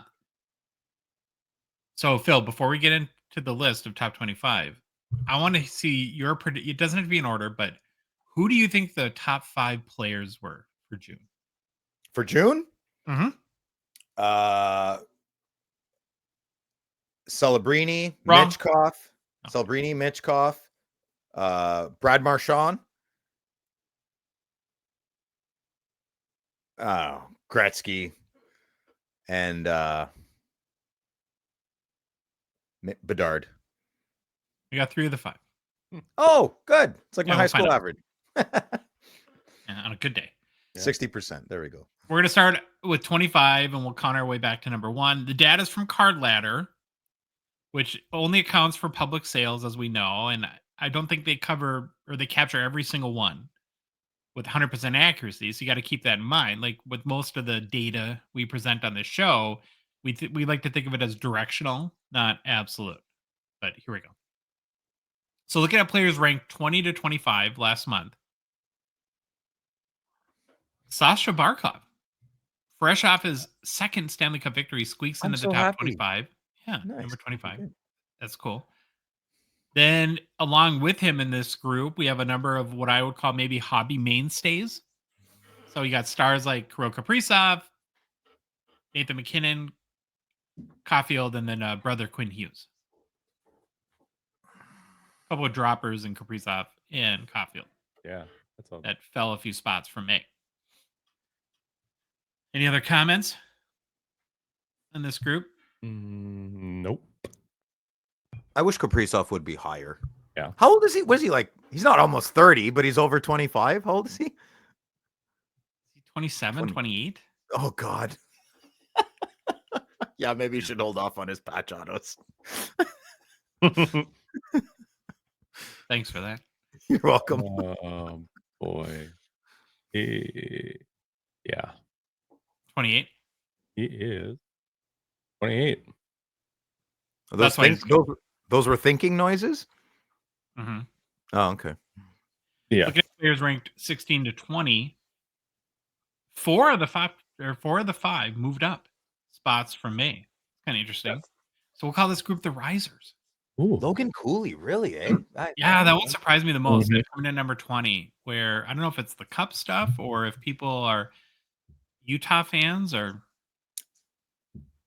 I don't know if he's like people He's think apparently he's really, really good. I watched him play once. I was like, holy crap! But it was early in the season and I forgot about him. Mm-hmm. Then you got Marty Brodeur coming in at number 19, just over 1,000 cards sold. Couple of Stanley Cup champions then again at Matthew Tkachuk at 18, Marchand at 17. Brad Marchand, the biggest riser this month, moves up from unranked to number 17. So Good for him. good for him. And then Yager at 16. But Cooley, definitely the biggest surprise there. Mm-hmm. So now we get into like, when we look at number 11 through 15, this is sort of we're in hobby superstar legend GOAT territory at this point. Easy. In this group, we have 3 legends and 2 superstars. So at 15, we have baby daddy Bobby Orr. Then Stevie Y, then baby Bobby Orr, Cale Makar at number 13. Mm-hmm. And Makar, I think, is the top defenseman. Most cards sold last month. Isn't he always? Yeah, pretty much. Then at number 12, AM34, despite Phil's constant digs, the hobby can't stop, won't stop. Yeah, that's I know. crazy. I wouldn't have even put him in the top 25. And look at him go 12. Wow. Okay. Honestly, you wouldn't put him in the top 25? Absolutely not. No. How many more chances does he need? Yeah, How many more this, chances? But this is not your. This is not a list of your opinion on a player. This is how many people buy their cards. So you really think I don't. So what is the criteria of buying hockey cards of people you like? I don't know. Success. like what a champ? Like doing good and feeling. I don't know. I don't. You have to acknowledge he's again. You can say he's way overrated, and you can have. I acknowledge he's a world-class hockey player, top 10 in the world. I don't know. I don't get it. And I'm not even trying to argue that he's. I know you're not. I know you're not. What I'm saying is that the hobby likes him and they buy lots of his cards. That's the point. Yeah. And then Super Mario was the 11th most cards sold for a player. Moving on to 6 to 10. We have at number 10, we have Draisaitl. Who? Oh, wow. Yeah. I'll say more wow for Hudson and Mitchkoff. That's good. They're up there. Mm-hmm. Yeah. Well, one thing I think I've observed about Leon is he was barely on the hobby radar a couple years ago. I think, like, despite the Stanley Cup losses, he's legitimately a hobby star now. Nice. Mm-hmm. I haven't been paying attention. Well, good thing for you, I do. So He's got that Dustin Wolf autograph. They share. yeah, Similarly. Streaky D. Oh, Streaky D. Old Stinky D, eh? Is that what they called you in high school? I said streaky, but we can go stinky if that's we want to workshop that. It's a Wow. fun so stinky. Number 9 is Patrick Roy, the highest goalie in the top 25. No surprise. Jeez, really? Yeah, really. Okay, way better than you're Brodeur. as delusional on your Patrick Roy take as Phil is as on his Austin Matthews take. Yeah, there's no comparison. Austin hasn't won anything. Patrick Roy's won a few things. Patrick who? Exactly. Exactly. Mm-hmm. Then we have a couple of 24-25 rookies, Shimmy Shakes and Mitchkoff. Mitchkoff narrowly in a nail biter. Mm-hmm. Beats out with 102 more cards sold. Wait, Maybe Louis, not. why can't you like Brodeur and just not like Waugh that much? Why does it have to be like you don't like Waugh because you like Brodeur? I don't understand. Like, I like both goalies It a lot. bothers you so much that I No, just, it doesn't. It doesn't bother me at all. It's Well, more get I'm you excited. conflicted as like maybe you didn't watch Patrick Waugh play hockey. No, Like I that's have what I think. no issues with either one of them. Oh, okay, I okay, just collect one and not the other. So okay. No, I thought you actually really didn't like him. I didn't know. no, Okay, Waugh's okay. awesome. Oh, okay, right on. I don't need another goalie to collect. Good. Yeah, lord. no, Fair point. not that one. Anyways, you're competing against thousands of people. Then you got Sid, doesn't make the top 5. My That's chance to crazy. scoop him up. Scoop him up. Number I'm gonna 6. smoke 'em out. Well, that brings us to the top 5. Number 5 last month was Macklin Celebrini. So you got this one right, Phil. Yay. Moved up from number 6 the month before. So lots of almost 3,000 cards sold. Pretty The good. new Crosby. That's what they're calling him. Oh, really? I don't know. I've never heard that. Canada needs another Crosby. I hope it's Macklin. Number 4 player sold. Number 4. We're just going to number 4. Alexander Ovechkin slides, falls 2 spots. Number 4, 3,252 cards sold. Maybe the kind of coming back to reality a little bit now that the goals record ain't so fresh. Yeah. We thinking? Back to reality. Number 3, Bedsy. Still I knew strong it. hobby market. Third most cards sold of any player last month, 3,351. I'm sure the strong cup sales had something to do with that.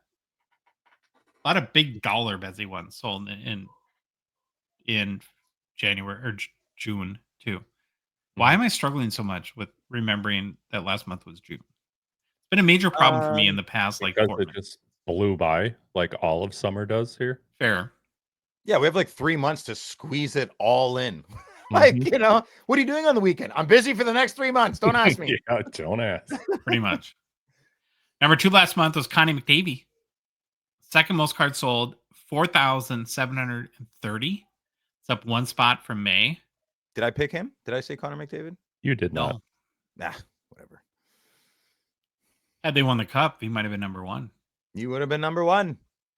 But he ain't. He's not. He didn't. He's not. At number 1, still the GOAT, king of the hobby. Not sure that will ever change. Wayne Gretzky, 6,050 cards sold in June. The king. Made me think when I was doing this, what type of career is a player going to need to have to supplant Wayne as the GOAT of the hobby? It's almost impossible. McDavid could win 3 Stanley Cups and keep playing the way he is for the next 5-6 years. That won't beat him, but he could prolong this hobby thing for 10, 15, 20 years for sure. For sure. Yeah. Okay. Our country desperately needs a golden boy right now. I think Crosby had that for like 10, 15 years. We could really use a strong athlete. I kind of don't want it to be McDavid because he doesn't. I'd love it to be a hockey player and they come out and talk about fitness and health. Like, I don't know, like tell the kids, like, I don't even drink pop. I drink water all the time. Be healthy, like Arnold used to do. Arnold Schwarzenegger used to, in almost every interview, you almost somehow bring in fitness. I don't see McDavid doing that. I guess that's not his duty to be an ambassador for health and fitness, but Canada.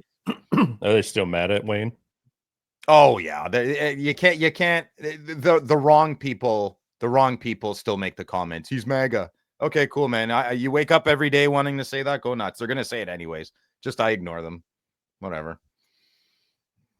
McDavid just doesn't have a personality. I think that's I know. It's a ginger thing, eh? It's a ginger thing. Mm-hmm. Cole's mom's a ginger too. Maybe it's something there.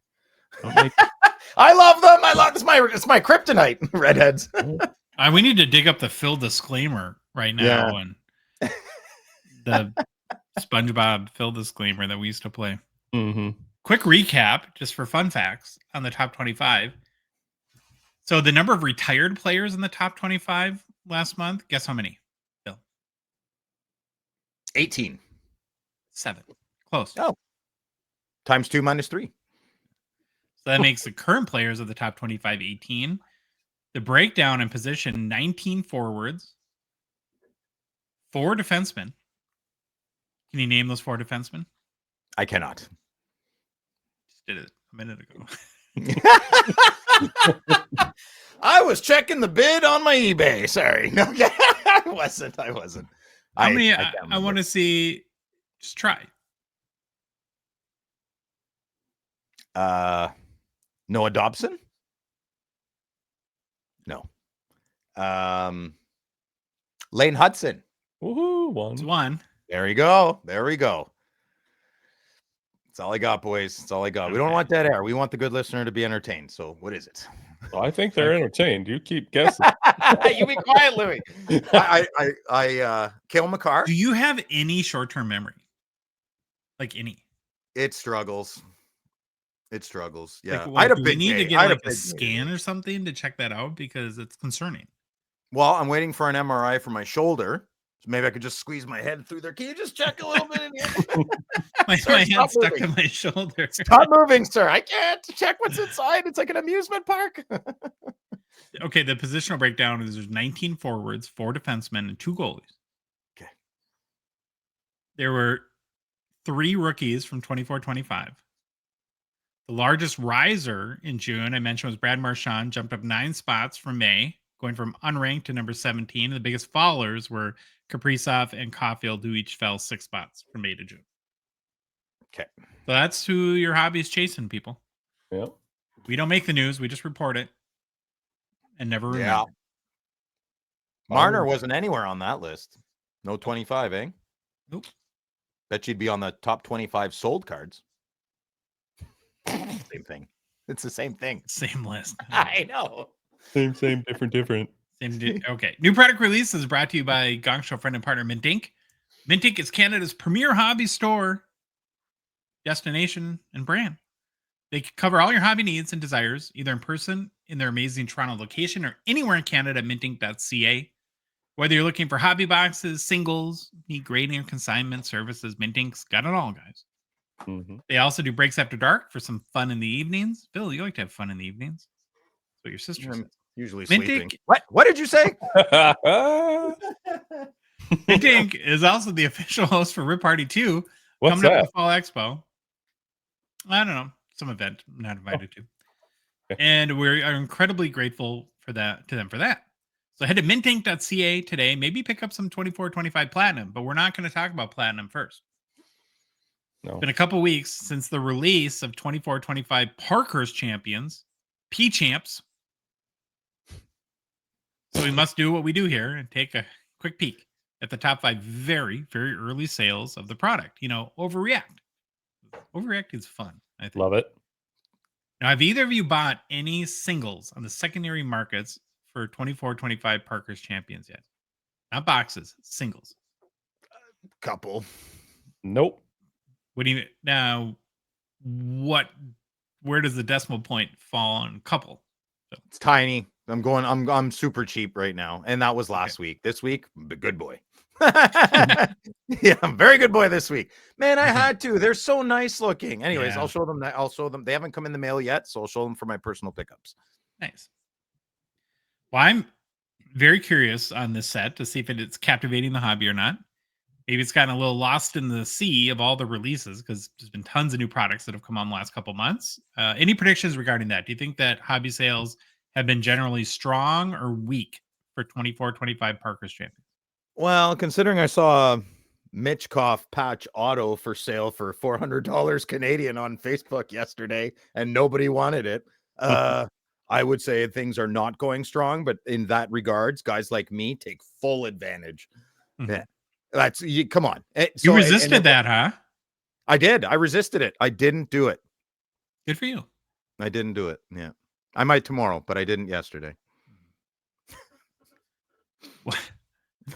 He might not. He might in 10 minutes, Josh. Well, No, I won't. I Technically, won't.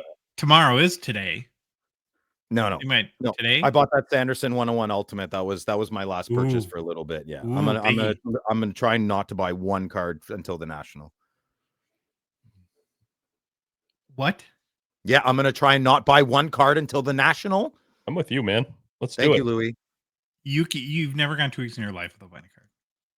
That's not true. I went almost 2 years not buying a card or anything hockey during COVID.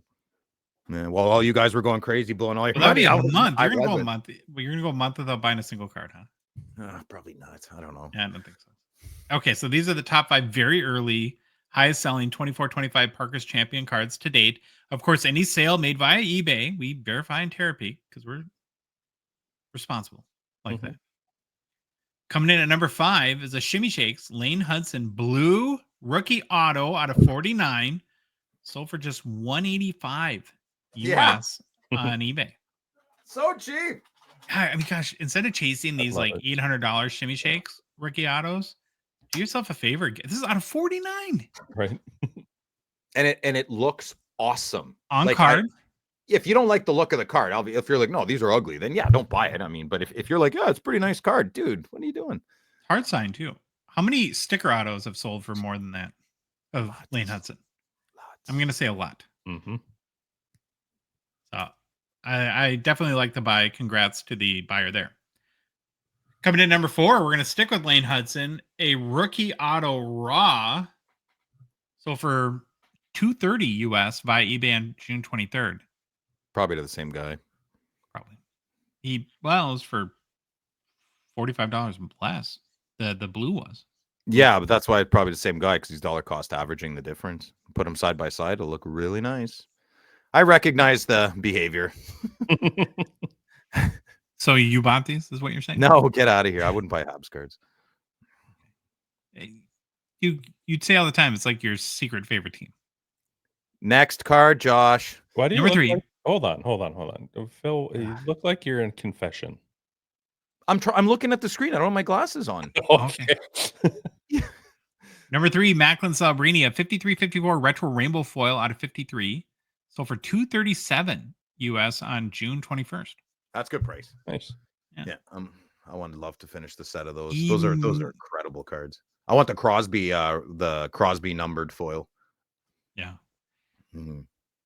He is an early, I think, front runner for Hockey Mouth Hall of Fame. I mean, I know he's been played 1 year in the league, but boy, they're doing it on purpose. They're picking the cards with the hockey mode because this hasn't happened that much before. You know, I prefer stoicism on my hockey players, not goof troop. You know, a bunch of mouth breathers. Like, get out of here, man. Close your mouth when you're breathing. Obviously, when you're playing hockey, you got to open your mouth. But can I have the picture without his mouth like that? Mm-hmm. Ridiculous. Number 2 is a Will Smith 53-54 retro auto. Oh, Get jiggy with it. Nah. Did I get the wrong one? Damn. You did. You get my slab out of your mouth. Here, try this one.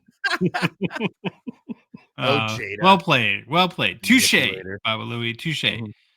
The Will Smith 53-54 retro auto raw sold for $300 US on eBay on June 26th. This is where I get a little. I don't love, and I know that Party Time Pat had to do it to stick with to be original, the 53, 54. But if you go back to the Celebrini for a second and the facsimile auto, and then now you have them with a regular auto, now you have to like do the mental gymnastics to figure out what's a real auto or not. I thought it was called a facsimile. That's what I call it. It's fat. It's FACS. So this whole time I've been saying it wrong. It's Facsimile. Facsimile. Same, different, Phil. You're fine. Potato, advertisement, advertisement. Mm-hmm.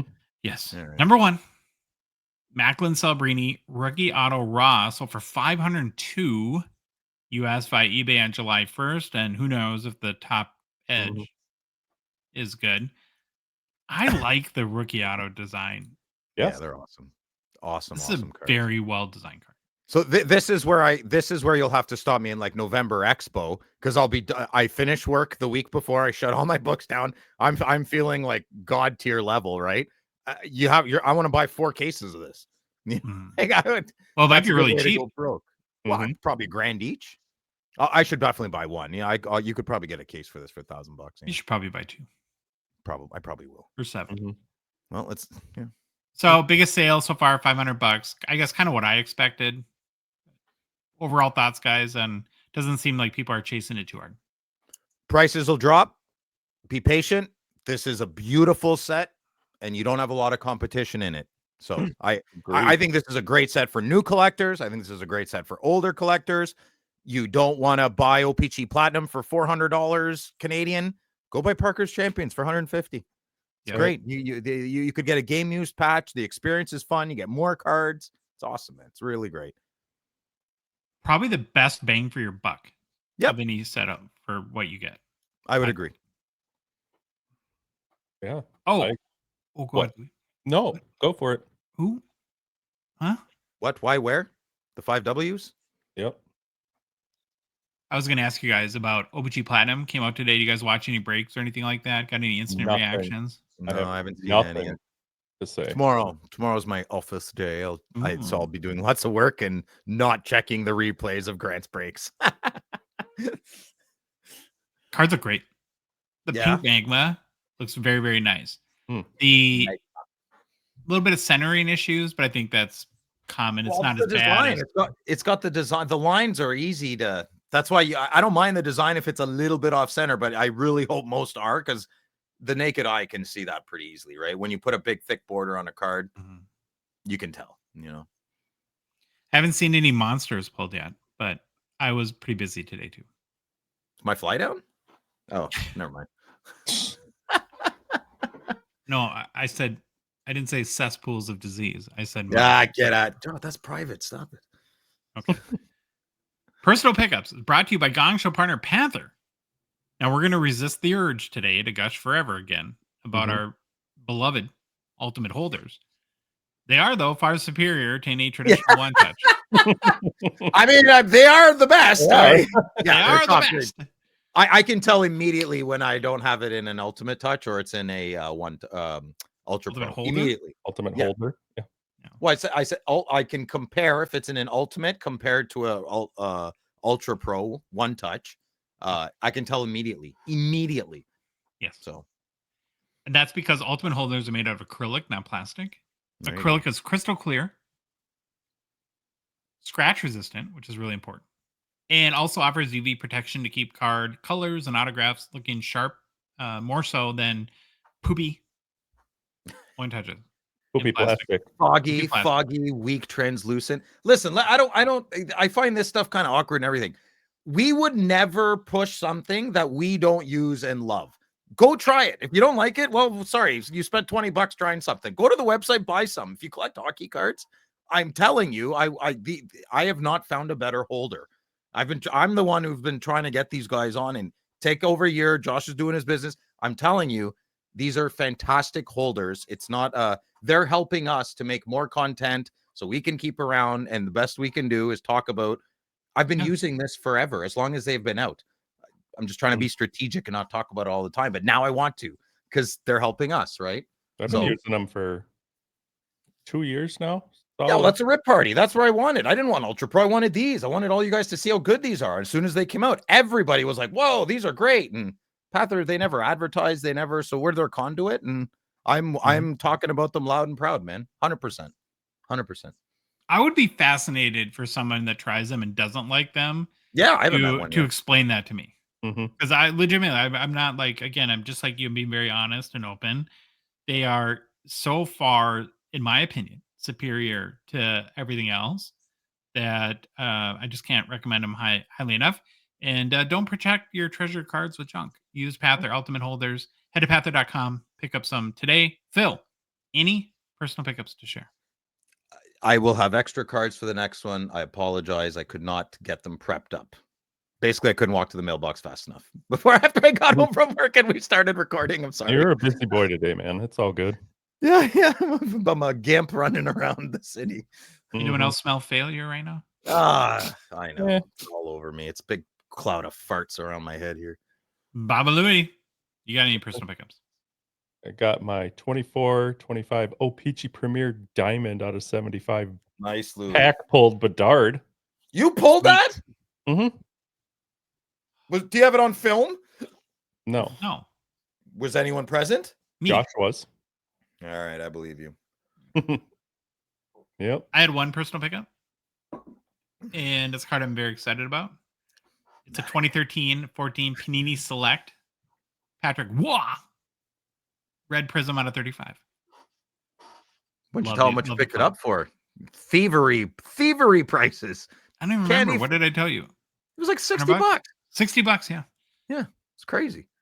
Yeah, good deal. Very good deal. Love it. Very good. Now, because I didn't know until I read what you wrote in the outline here about this card, you want to tell everybody where this card came from? I had no clue where it was. Yeah, this was in the Fall Expo promo set. So going back to 2013-14, Panini, well, hi, Kobe. Jeez.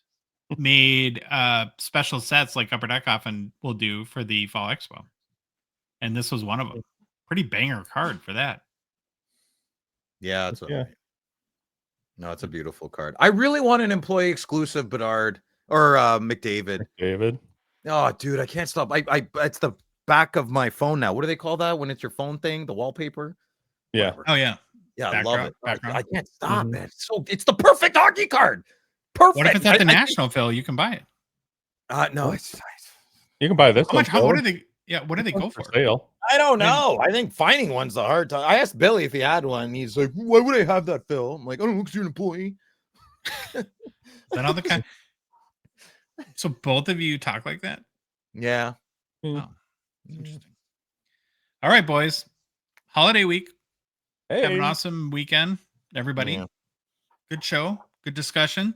If you like the episode, please leave a rating and review on Apple, Spotify, whatever podcast app you listen to us on. If you love the show, want to support us, you want to hang out with us on the Hockey Cards Gongshow Discord server, please consider a $5 a month donation. Join our $2.99 support level tier on Patreon. Link is in the show description, in our Instagram, YouTube, and podcast apps, our Instagram, TikTok profiles, on our website, hockeycardsgongshow.com, and directly on the Patreon website. Just go to patreon.com, search for Hockey Cards Gong Show. We're on social media. Check the Gong Show out on Instagram, Facebook, TikTok, Twitter, and YouTube. And boys, the Hockey Cards Gong Show podcast is a production of Dollar Box Ventures, LLC. Happy birthday, America. Happy birthday, Canada. Happy birthday to everyone, any country, every country in the world. What else do we got? What do you want, a medal? Yeah. Okay, we got to stop this. Baba Louie, you know what to do. Bye. It's the Gong Show, we're dropping the facts. Hockey cards on fire, no holding us back. Josh looking sharp, the face of the scene. Feeling pork chop pants, rocking it clean. Baba Louie in the booth, he's the man with the plan. The best producer in all the land. Gong Show Nation, let's hit the flow. It's the Hockey Cards Gong Show, let's go, let's go. Once in a minute show. Shame.